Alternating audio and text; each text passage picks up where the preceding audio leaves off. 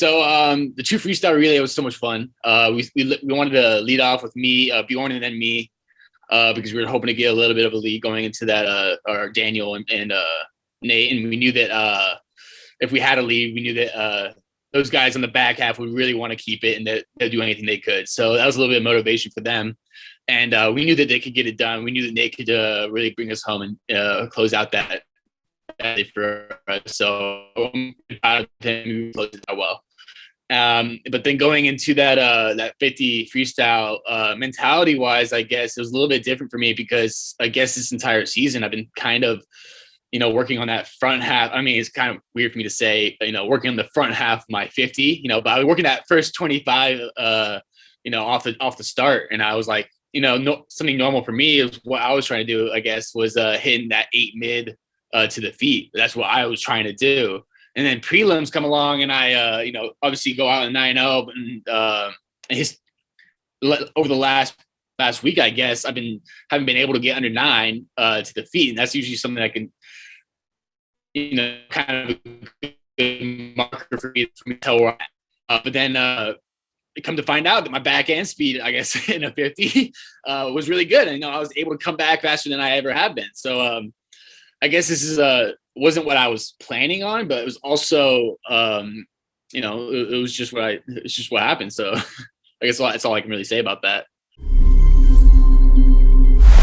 Yeah, but then again, that's something that I've been thinking about doing for a long time now. So like, I guess going into that 50, I was kind of like, I don't want to seem heavy-headed here, but it's kind of what I expected.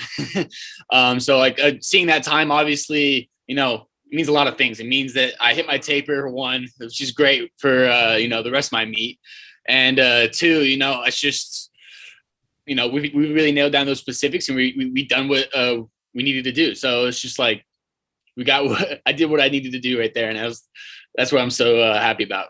It's really fun. It's it kind of lights a fire underneath us, and it really gets us going because we're, we kind of expect these things of Texas because they, they have a really good day today or they had a good final session, and we always look to the relays. They have some really good relays, but it's what we like to tell ourselves is like we're not going to focus on them. We're going to focus on ourselves and how can we improve our standings, how can we improve our seeds, and how much better can we do personally, and not just worry about them. So I guess that's kind of been our mentality right now. Is like let's do everything in our power to make ourselves better and not worry about what they're doing.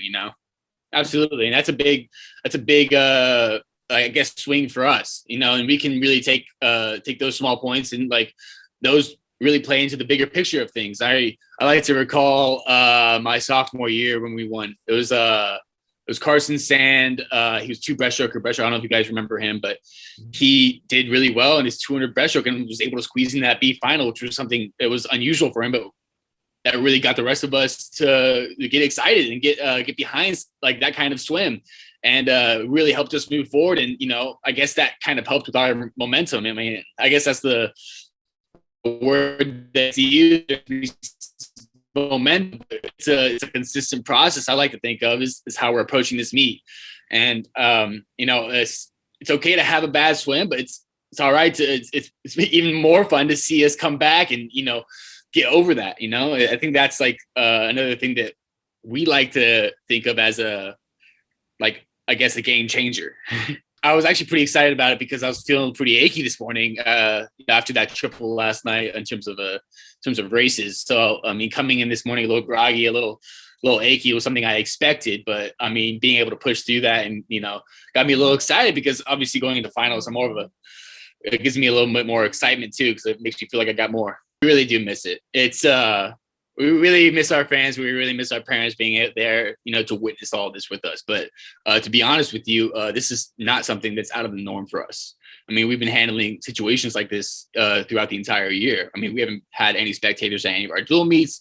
We've been, basically shut-ins for this entire year, trying to do what we can to be able to perform in the water. And, we know that the fans are watching us. We know that they're backing us every step of the way. I get videos of my parents getting so excited and whatnot, but we really wish they were there. But in the reality is we don't need it. We thrive off of our own races and each other's performances, and just having that kind of flexibility in this kind of an environment, I guess, would I guess makes us dangerous, because I mean we're pretty comfortable in I guess circumstances like this.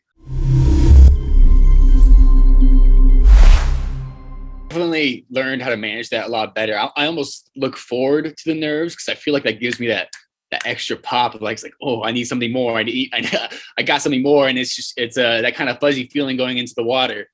But honestly, the anxiety, the nerves going into it's kind of what makes the race the race. You know, it makes it after a good race, it makes it feel that much better. It makes it feel like you did that much more for your team, because you're stressed about doing all this for your team. You're stressed about doing it for yourself, and being able to come out of it like on top. Especially after that 50. There's a lot of nerves going on. I'm trying to defend my title, and being able to succeed and like get over those nerves is like a big step forward for my swimming and our team.